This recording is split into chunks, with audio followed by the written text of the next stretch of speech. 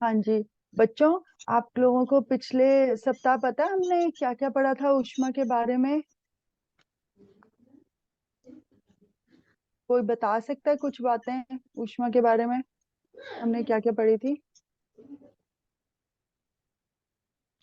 दिया, आप कुछ याद है आपको क्या क्या बात करी थी हमने? यस मैम, हम्म। हम लोगों ने ऊष्मा चैप्टर पढ़ा था, जिसमें सबसे पहले हम लोगों ने जाना था ऊष्मा ठंडी हो सकती है, गर्म और नॉर्मल। ऊष्मा को, जो तापमान होता है उसको नापने के लिए सेंटीग्रेड या फिर फ़ारेनहाइट ये सब का यूज किया जाता है।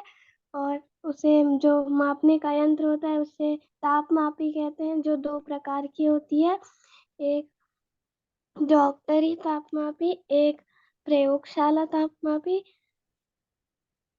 डॉक्टरी तापमापी से हम अपने शरीर का तापमान माप सकते हैं, और जो प्रयोगशाला तापमापी होती है उससे पानी या चाय ये सब चीज का तापमान माप सकते हैं।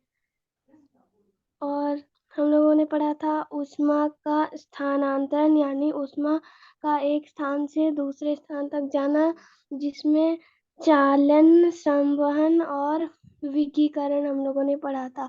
तो चालन में अगर एक लोहे की रड को गर्म किया जाए तो वो एक तरफ गर्म हो जाती है, फिर उस चालन विधि द्वारा वो दूसरे तरफ भी गर्म हो जाती है। और संवहन में अगर एक बर्तन में गर्म पानी किया जा रहा हो तो नीचे वाली जो गर्म पानी होती है वो ऊपर चली जाती है, और ऊपर वाला जो ठंडा पानी होता है वो नीचे आ जाता है, तो वो भी गर्म हो जाता है।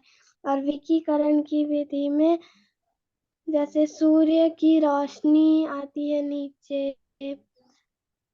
वो होती है। ठीक है। और विकिरण के लिए आपको किसी माध्यम की आवश्यकता नहीं होती यस ऊष्मा के मैम। स्थानांतरण के। ठीक है, शाबाश, आपको बहुत कुछ याद है। और बेटे, आप जब बात कर रहे थे तो आपने शुरू में बोला कि ऊष्मा 3 प्रकार की होती है। वो ऐसा कुछ नहीं है।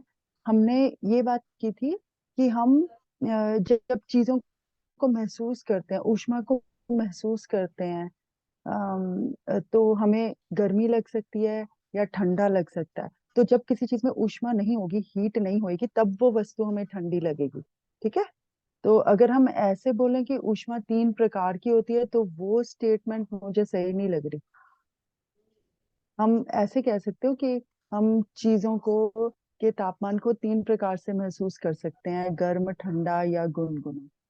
ठीक है। और वो भी अपेक्षाकृत होता है। जैसे आपने अगर ठंडे पानी से नहाया और आप एकदम से ठंडे पानी से बाहर आए, तो आपको अपेक्षाकृत गर्मी लगेगी। लेकिन अगर आप गर्म पानी से नहा के अपने गुसल खाने में से बाहर आते हो, तो आपको थोड़ी ठंड लगेगी। तो ये जो महसूस करना है वो अपेक्षाकृत होता है। ठीक है। अच्छा, और इसके अलावा अंशदीप को या गुरलीन को कोई बात याद है?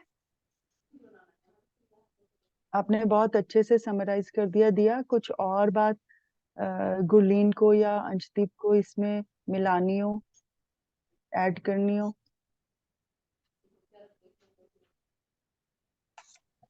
मैम यहाँ मैं एक पॉइंट ऐड करना चाहूंगा। हाँ जी। मैम जैसा कि आपने कहा था कि एक धातु है जो हम्म। ऊष्मा को जो ऊष्मा का चालक है, वो ऊष्मा का चालक है लोहा।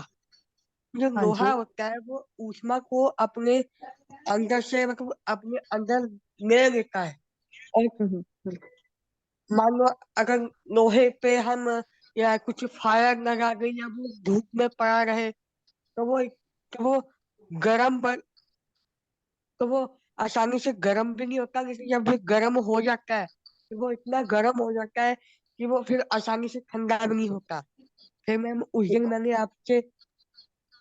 दिन आपसे मैंने एक क्वेश्चन भी किया था कि हम्म। जब जब फाइटर्स लड़ते हुए कंगवारों का इस्तेमाल करते हैं।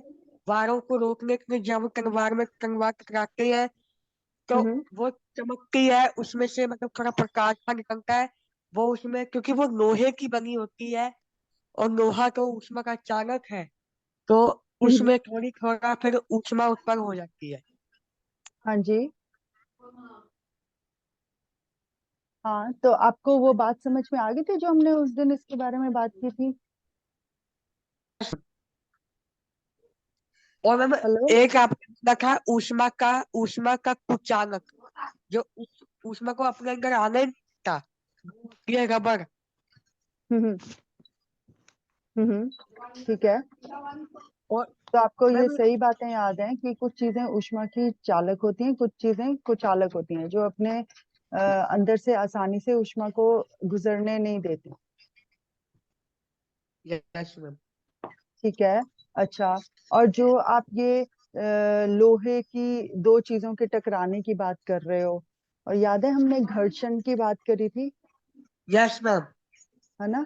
कि कोई भी दो चीजों में जब घर्षण होता है तो उसमें ऊष्मा पैदा होती है। Yes ma'am. उसमें लोहा भी ले सकते हो, दो पत्थरों को भी ले सकते हो, दो पत्थरों को रगड़ने से, या फिर आपको जब ठंड लग रही होती है तो जब आप अपने दोनों हाथों को रगड़ते हो तो उसमें भी घर्षण के कारण दोनों हाथों की रगड़ से उसमें ऊष्मा पैदा होती है। याद है आपको ये बात? Yes ma'am. तो अभी ये जो आपके मन में ये प्रश्न था, उसका उत्तर मिल गया या उसको हमने और बात करनी है उसके बारे में? मैम उसका उत्तर मिल गया है। मैम मुझे समझ आ गया है कि ये जो घर्षण विधि है, ये एक प्रकार की विधि है जिससे हम ऊष्मा को उत्पन्न कर सकते हैं। हाँ, ये एक प्रकार की है, पर ऐसी बहुत सारी चीजें हैं जिसके कारण आप ऊष्मा पैदा कर सकते हो। मैम जैसे कोई जो आदमी होता है वो बहुत ज्यादा हार्ड वर्क करता है। मैंने नोटिस किया है कि जब वो बहुत ज्यादा गर्मी में काम करके आता है तो वो बहुत गर्म हो रखा होता है। हम्म। ठीक है। तो ये बेटे, ये जो हमारा शरीर है, इसके अंदर बहुत प्रकार की क्रियाएं चलती रहती हैं।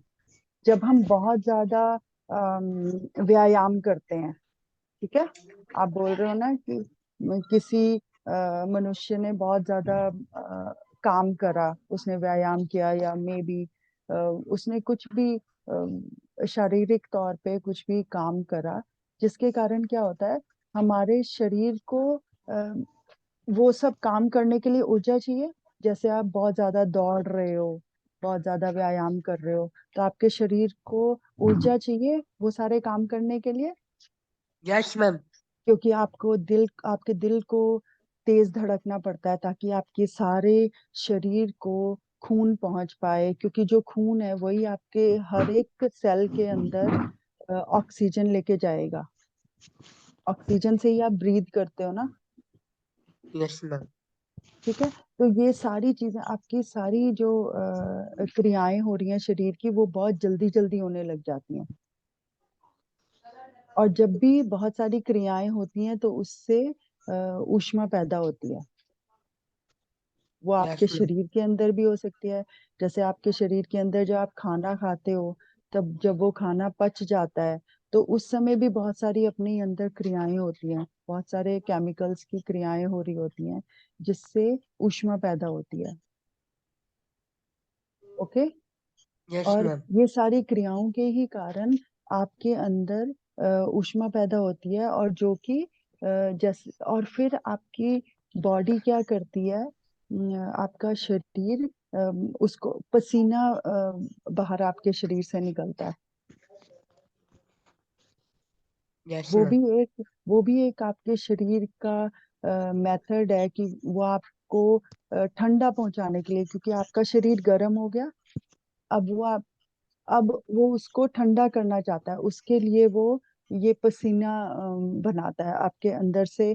पानी को निकालता है, आपके शरीर पे पानी आता है और उससे अब आपको कंपैरेटिवली आप ठंडक महसूस करते हो।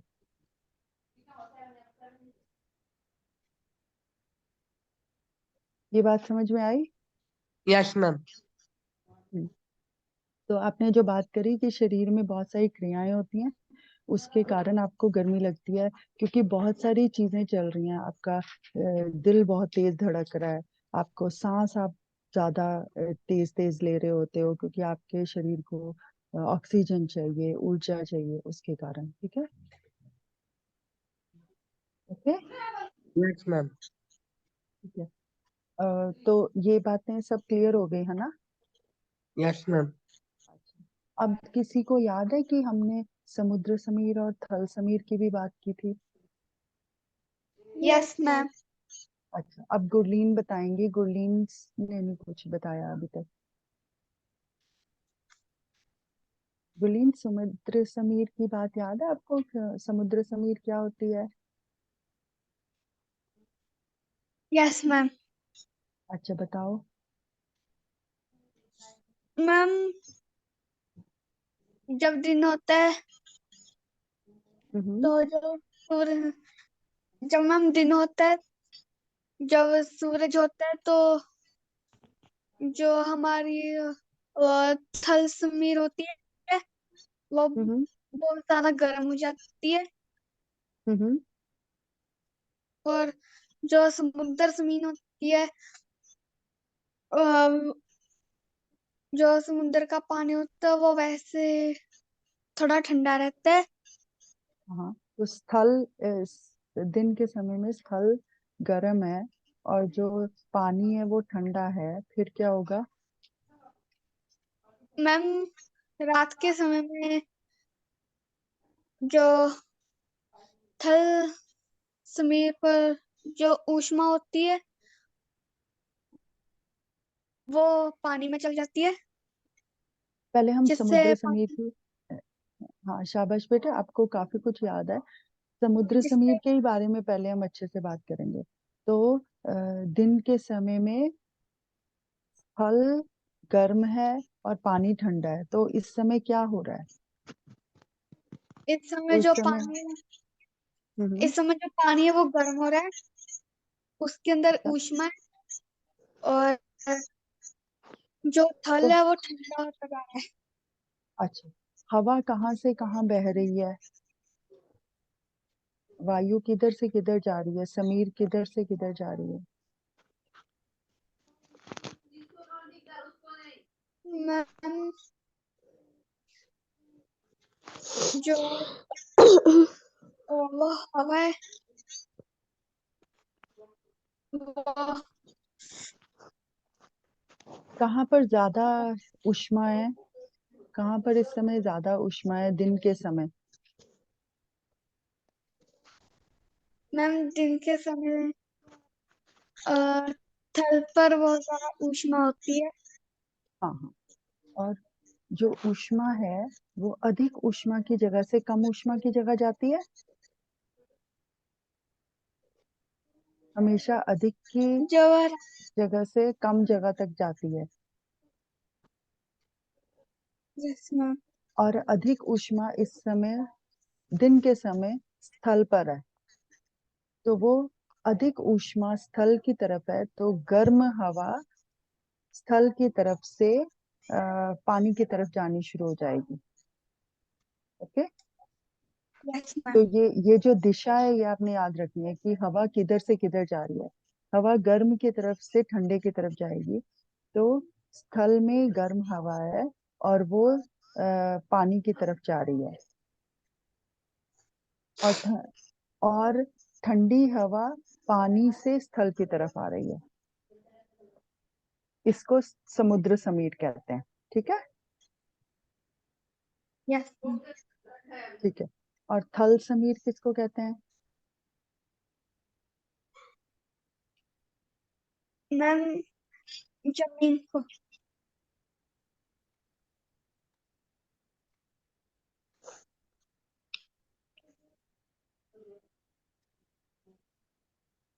थल समीर इस सारे प्रोसेस से उल्टा है। तो थल समीर दिन में होता है या रात में?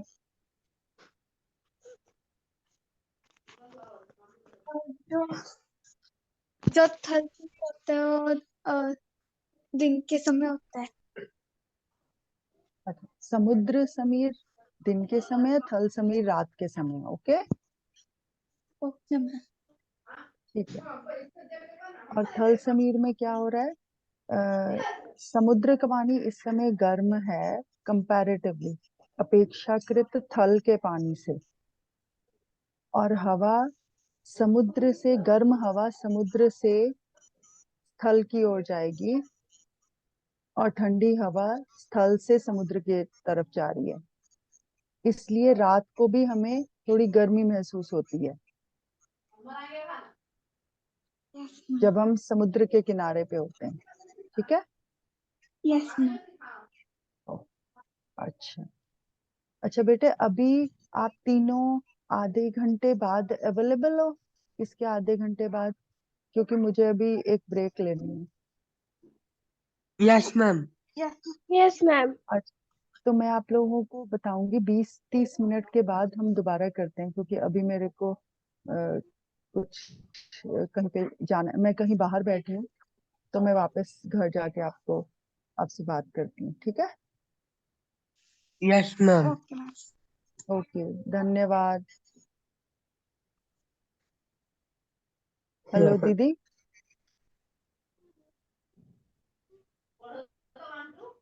हाँ जी, ठीक है सोनम, ठीक है, ओके। ठीक है, तो मैं अभी यहाँ पे पॉज करती हूँ।